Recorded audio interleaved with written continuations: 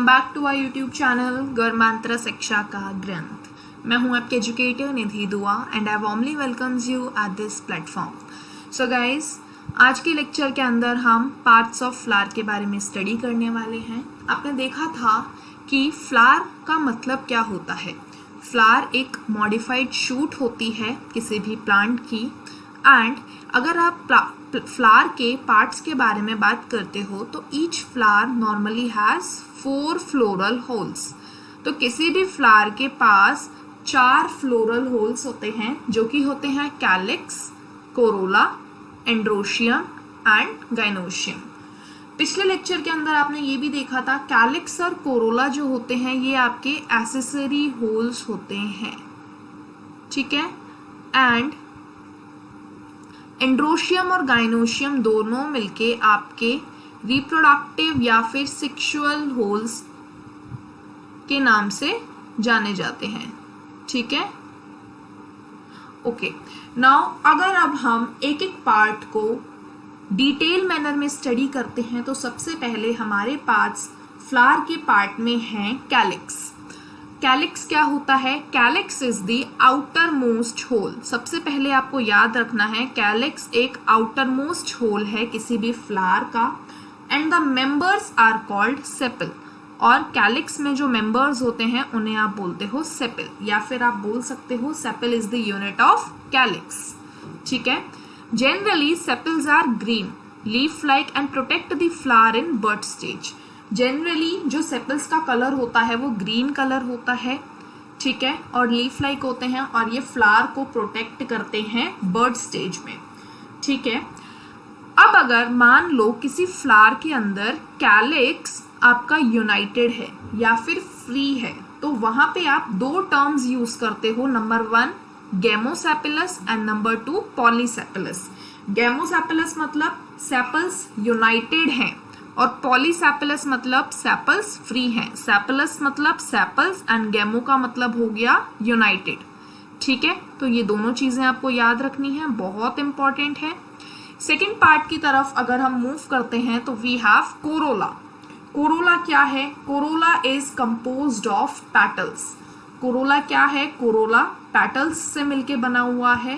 Petals are usually bright coloured in nature. Petals की अगर आप बात करते हो तो पेटल्स जनरली डिफरेंट कलर में, डिफरेंट शेड्स में आपको देखने को मिलते हैं, एंड इनका कलर डिफरेंट क्यों होता है? To attract the insects. Corolla की जो यूनिट है that is petal, and petals जो होते हैं ब्राइट कलर के होते हैं। इनका ब्राइट कलर इसीलिए होता है ताकि ये इंसेक्ट्स को अट्रैक्ट कर सकें एंड पॉलिनेशन की प्रोसेस हो पाए, ठीक है। तो ये हो गया कोरोला। अब आपने जैसे कैलिक्स में 2 कंडीशंस देखी कि अगर मान लो सेपल यूनाइटेड है तो आप उसे गैमोपेटलस बोल रहे हो, एंड अगर कैलिक्स जो है आपका वो उसके अंदर सेपल फ्री है तो आप उसे पॉलीसेपिलस बोल रहे हो। इसी तरीके से कोरोला के अंदर भी कोरोला यूनाइटेड कंडीशन में भी हो सकता है और फ्री कंडीशन में भी हो सकता है। मान लो अगर पेटल्स यूनाइटेड हैं कोरोला के अंदर तो आप उसे बोलोगे गैमोपेटलस, एंड अगर पेटल्स फ्री है तो आप उसे बोलोगे पॉलीपेटलस, ठीक है। Okay, now the mode of arrangement of sepals and petals is known as aestivation. अभी तक आपने फ्लावर के 2 पार्ट्स देख लिए, कैलिक्स एंड कोरोला, जिन्हें आप एसेसरी होल्स बोल रहे थे, ठीक है। अब अगर इन accessory whorls, petals and sepals का आप अरेंजमेंट देखते हो किसी भी फ्लावर के अंदर तो उसे हम बोलते हैं एस्टिवेशन। देखो डेफिनेशन क्या है? The mode of arrangement of sepals और petals in a floral bud with respect to the other member of same whorl is known as aestivation. 4 तरीके के मेजरली एस्टिवेशंस हमारे पास प्रेजेंट हैं, valvate, twisted, imbricate and vexillary, ठीक है। Starting with the valvate aestivation. देखो valvate aestivation क्या है? व्हेन सेपल्स और petals in a whorl just touch one another at the margin. क्या होता है? सेपल्स और पेटल्स जो प्रेजेंट होते हैं वो मान लो एक होल के अंदर प्रेजेंट हैं और वो एक दूसरे को मार्जिन के ऊपर टच कर रहे हैं, तो ऐसे एस्टिवेशन को आप नाम देते हो वेलवेट एस्टिवेशन। ये देखो डायग्राम के अंदर आपको दिख रहा है ये आपको 5 पेटल्स और सेपल्स दिख रहे हैं, ये एक दूसरे को मार्जिन पे कट कर रहे हैं, ठीक है। तो ऐसी कंडीशन को आप बोल रहे हो वेलवेट, और ये कंडीशन किसके अंदर शो करी गई है? कोरोला के अंदर, ठीक है। सेकेंड आपके पास आता है इफ द मार्जिन, और एग्जाम्पल जरूर याद रखना है आपको। एग्जाम्पल क्या है वेलवेट का? कैलोट्रोपिस। क्या है? कैलोट्रोपिस, ठीक है। ये किसका एग्जाम्पल है? वेलवेट एस्टिवेशन का।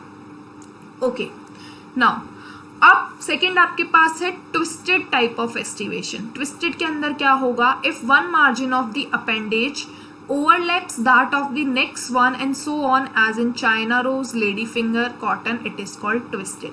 Twisted के अंदर क्या होगा? एक मार्जिन जो होगा कोरोला का वो आपके दूसरे अपेंडेजेस को ओवरलैप करेगा। ये देखो, ये एक कोरोला, इसने दूसरे कोरोला ने इसको ओवरलैप कर लिया, ठीक है। तो ये कंडीशन कहाँ मिलती है? ये कंडीशन आपकी मिलती है चाइना रोज में, लेडी फिंगर में एंड कॉटन में, ठीक है। China rose, lady finger and cotton. Okay, तो ये आपकी हो गई ट्विस्टेड कंडीशन। फिर आपके पास थर्ड कंडीशन आती है इम्ब्रिकेट। इम्ब्रिकेट एस्टिवेशन के अंदर क्या होता है? इफ मार्जिन ऑफ सेपल्स और petals overlap one another but not in the particular direction. Important है, not in the particular direction. Imbricate के अंदर क्या होता है? ओवरलैपिंग तो होती है लेकिन किसी भी पर्टिकुलर डायरेक्शन के अंदर ओवरलैपिंग नहीं होती, ठीक है। तो ऐसे एस्टिवेशन को आप बोलते हो इम्ब्रिकेट एस्टिवेशन। कुछ इस तरीके से देखिए, स्क्रीन पर आपको डायग्राम में दिख रहा है। एग्जाम्पल क्या है इसके? Cassia and gulmohar. Example is cassia and gulmohar, ठीक है। फिर आपके पास आ जाता है वेक्सिलरी या फिर पेपिलिनेशियस एस्टिवेशन। इसके अंदर क्या होता है? सबसे पहले तो याद रखना ये कौन से प्लांट्स में मिलता है? पी एंड बीन फ्लावर्स में ये मिलता है। The largest standard overlap the two lateral petals. क्या होता है? 5 पेटल्स होते हैं इस कंडीशन के अंदर, वेक्सिलरी कंडीशन के अंदर। जो लार्जेस्ट वाला पेटल होता है वो ओवरलैप कर देता है 2 लेटरल पेटल्स को, जो कि विंग्स की तरह नजर आते हैं, ठीक है। And which in turn overlap the 2 smallest interior petals, और जो कि बदले में वापस से 2 और पेटल्स को ओवरलैप कर देते हैं, और ये एक फॉर्मेशन हो जाता है कील का, ठीक है। एक टर्म यूज में आती है कील। ऐसी कंडीशन के लिए आप एक वर्ड यूज करते हो कील, और इस टाइप के एस्टिवेशन को कहा जाता है वेक्सिलरी एस्टिवेशन। तो सबसे पहले तो याद रखना वेक्सिलरी एस्टिवेशन कहाँ पाया जाता है? पी एंड बीन के केस में, और यहाँ पे एक कंडीशन प्रेजेंट होती है जिसे आप बोलते हो कील, ठीक है। तो ये बात हो गई टाइप्स ऑफ एस्टिवेशन की। Now moving further to the next whorl of the flower, that is reproductive whorl. सबसे पहले आपके पास है एंड्रोशियम। एंड्रोशियम क्या है? Androecium is composed of stamens. सबसे पहले तो याद रखना कंपोज्ड होता है स्टेमेन से, ठीक है। अब स्टेमेन क्या है? Male reproductive organ. Each stamen which represents the male reproductive organ consist of a stalk और a filament and an anther. Flower के अंदर जो स्टेमेन होता है that is the male reproductive organ, और ये किस चीज से कंसिस्ट होता है? स्टॉक, फिलामेंट एंड एंथर से, ठीक है। अब अगर आप एंथर की बात करते हो तो एक एंथर आपका यूजुअली बाइलोब होता है एंड हर लोब के अंदर 2 चैम्बर्स प्रेजेंट होते हैं, ठीक है। Okay, now the pollen grains are produced in the pollen sacs, और एंथर के अंदर आपके पॉलन सैक्स भी प्रेजेंट होते हैं। पॉलन ग्रेन्स जो होते हैं वो पॉलन सैक्स के अंदर बनते हैं। A sterile stamen is called staminode. एक स्टेराइल स्टेमेन जो कि फर्टिलाइज नहीं कर सकता, फर्दर रिप्रोडक्शन में हेल्प नहीं करता, तो ऐसे स्टेमेन को आप बोलते हो स्टेमिनोड, ठीक है। फिर जैसे आपने वहाँ कंडीशंस पढ़ी थी कैलिक्स एंड कोरोला में, यूनाइटेड कैलिक्स, यूनाइटेड कोरोला, इसी तरीके से स्टेमेन के अंदर भी अगर मान लीजिए आपके स्टेमेन्स पेटल्स के साथ फ्यूज्ड हैं, अटैच्ड हैं, तो ऐसी कंडीशन को आप बोलते हो एपीपेटलस कंडीशन। और अगर ये पैरियंथ के साथ When stamens are attached to the petals, अगर आपके stamens petals के साथ अरेंज है तो आप उसे बोलते हो एपीपेटलस, जैसे कि एग्जाम्पल है ब्रिंजल। और काफ़ी बार क्या होता है, एक एफीफाइलस नाम की कंडीशन भी देखी जाती है जब आपका ये जो स्टेमेंस होते हैं ये पेरिंथ के साथ अटैच हो जाते हैं, जैसे कि in the example of in the flowers of lily. ठीक है, तो दो कंडीशंस पाई जाती हैं स्टेमेंस में, epipetalous as well as epiphyllous. ठीक है, द स्टेमेंस में be united into one bunch, one bundle. अगर मान लीजिए स्टेमेंस एक बंडल के अंदर अरेंज है तो उसे आप बोलते हो मोनोडेल्फस, और अगर दो बंडल्स में अटैच है तो आप बोलते हो डाइडेल्फस, एंड बहुत सारे बंडल्स में है तो आप उसे बोलते हो पॉलीडेल्फस।